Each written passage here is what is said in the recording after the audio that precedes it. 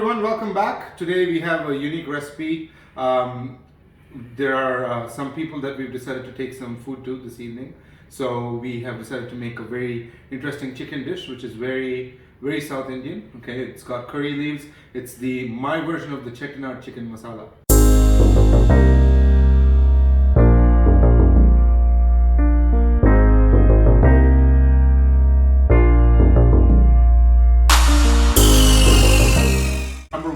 Is to marinate the chicken. So let me just introduce you to all the ingredients, and then as the phases of the dish come through, I'll explain what to do with each. First, we have chicken here. This is about roughly 2 kilograms of chicken. Okay, it's more than 1.5, I think. It's 2 kilograms. Along with that, to make the Chettinad masala, we have all the dry spices. Now, these are going to be dry roasted. Their fragrances are going to be released, and then they're going to be powdered. First, we have about 5 or 6 cashew nuts. We have a lot, 1 full cup, roughly 200 grams of dried desiccated coconut. Okay, we have some cloves here. You see those little cloves, and 2 types of red chilies. We have the regular long ones and the short fiery dried cherry peppers. 2 bay leaves. And this is a different ingredient you can use. Be careful with it. Okay, this is fennel seeds, also known as saunf. The problem is if you use too much, there'll be a little bit of bitterness to your dish. So be very careful. We have a few cashew nuts, okay? Along with that, another key ingredient, black peppercorns, of 1 tablespoon worth, and about 3 or 4 green cardamom. You see this? These are 3 or 4 pods. Mace, 2 slivers, okay? And 1 tiny spoon of sesame seeds, and below that you could see the cumin seeds all mixed up. You see this? These are cumin seeds, also known as zira. Now all these are going to be dry roasted and then made into a powder. So the Chettinad way of cooking usually has a few key critical spices in it. Okay, one of them being fennel seeds is used a lot. Star anise. I forgot to tell you that I'm going to be adding star anise. I'm going to show it to you in a minute. It comes from South India, more towards Tamil Nadu, and their cooking is considered extremely flavorful, but also extremely spicy. So this is my version of it. So for the marinade, here are my dry spices. Salt, okay, to taste, 1 tablespoon, okay. Black pepper powder, 2 tablespoons. 1 heaped teaspoon of curry powder, okay. 1.5 heaped teaspoons of coriander powder or dhania. 1 heaped teaspoon of chili powder. Now please remember, you can increase or decrease the spices based on how spicy you want it. I like it very spicy, but we also add a little bit of coconut milk at the end to cut off on all the spice. And we also use some ghee, so I don't mind it being a little fiery. So come on back in. A little bit of turmeric, and to end, a little bit of turmeric and garam masala. Now for the main curry base, we obviously have ginger garlic paste. Okay, this is equal quantities, 2 large heaped teaspoons of ginger paste to the right and garlic paste to the left. 3 medium onions sliced. Okay, coriander for garnish, and curry leaves. Okay, here a handful, and yogurt for the marination, and finally chopped tomatoes. Okay, to give a hint of sourness. Okay, and finally the star of the show. We have coconut milk right there, a can open. I made something else yesterday that I use it for, so I have some nice coconut milk, okay, that I have. So this is star anise. I'm going to bring it close up to the camera.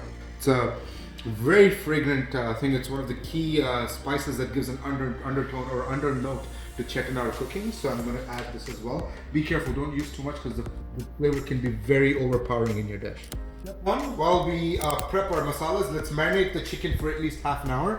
Let me just show you. Once you have your spices prepped, marination is very simple. Add all this in at once. Step 1. Right.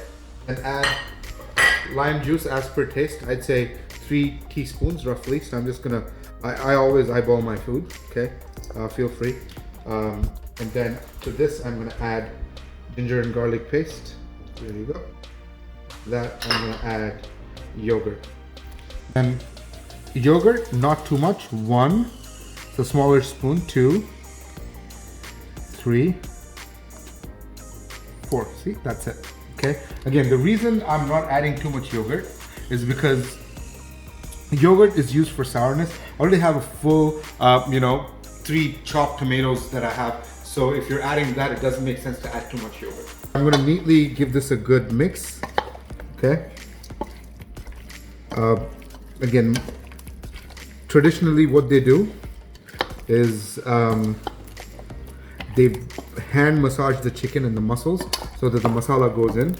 But you know, this is modern century cooking, so you know, all the old techniques where things were all done by hand, people like, you know, are not really a big fan of these days, so I'm kind of like using this. But the ideal way is to take your hand, you know, and neatly mix it and massage like each piece so that the salt and the marinade goes into it, and then keep it aside.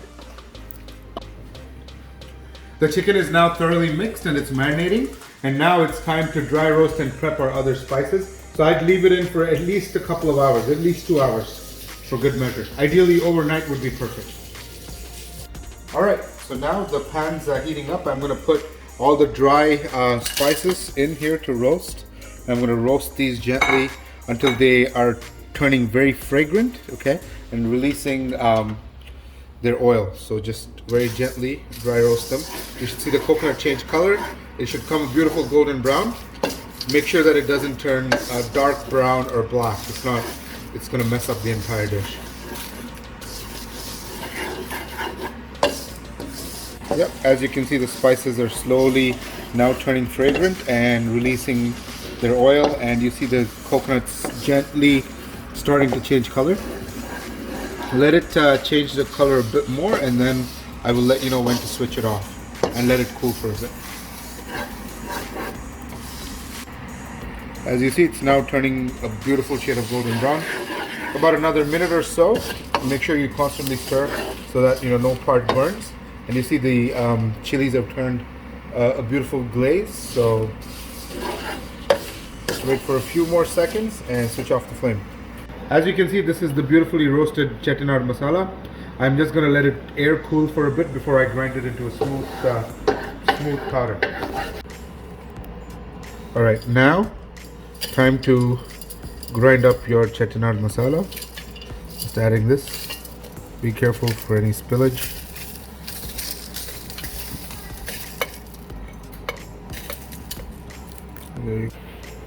Pulse on and off until the powder turns almost coarse, like really coarse. It should not be too fine.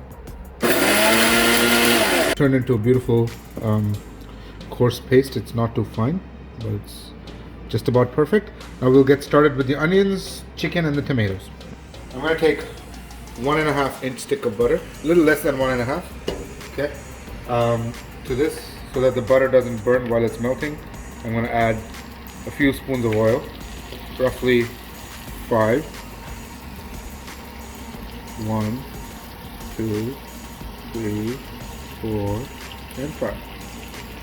There you go.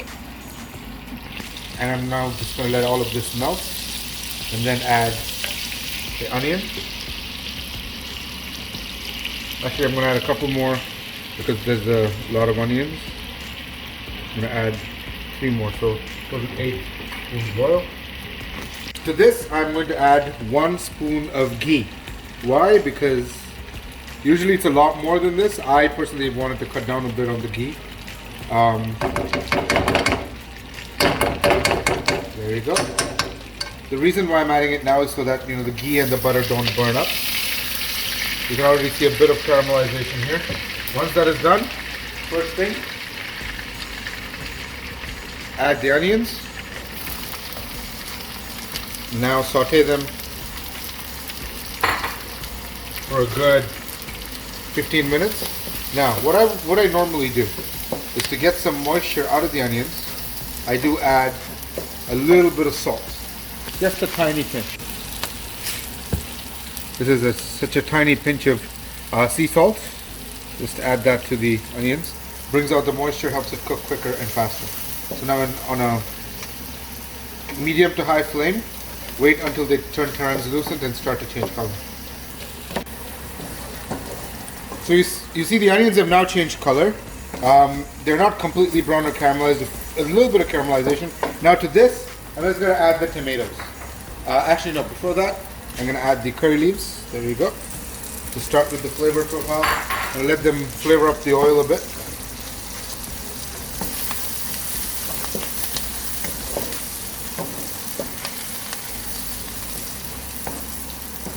Yep, beautiful. Once this happens, I'm now going to add the tomatoes, and once that reduces the water a bit, I'm then going to go ahead and add the chicken.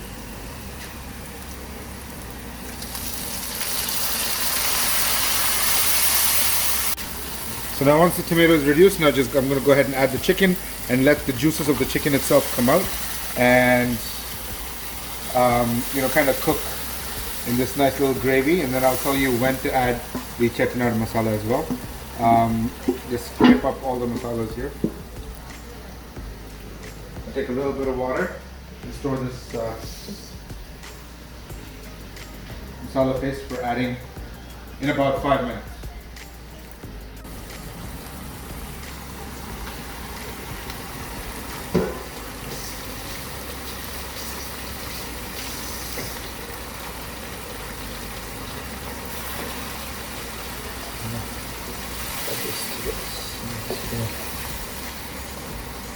Now let it simmer. We're going to just put a lid and let the chicken cook for a good 15 minutes. Every about 10 minutes or so, just open up and check, see that there's nothing burning, and then kind of keep stirring. That's one of the best things that you can do. I'm going to put the lid on and let the chicken cook in its own juices. There's very little water added. We could add some later if needed, but I'm just going to let the chicken cook for a good half an hour, stirring every 10 minutes. Now, I'm going to add the fragrant Chettinad Masala, and I'm going to let everything come together.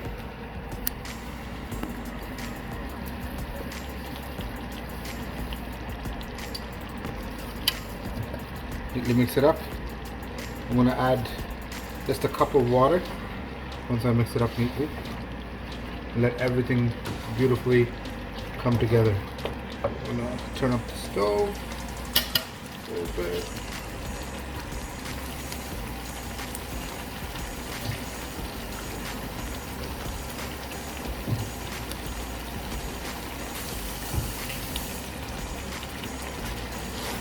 I'm going to mix this up. I've just filled up some water just to mix up the masala a bit. Okay, just add a cup and a half of water. Now let this come together, mix it up a little bit, and we will let the gravy cook and come together for about half hour or so on medium flame. Finally, garnish this up with some chopped coriander and enjoy with hot steaming jeera rice or with nice paratha. And here's the thing for you, where I'm from, not only Hyderabad, a little bit down south, they actually have dosas with the leftover chicken curry next morning.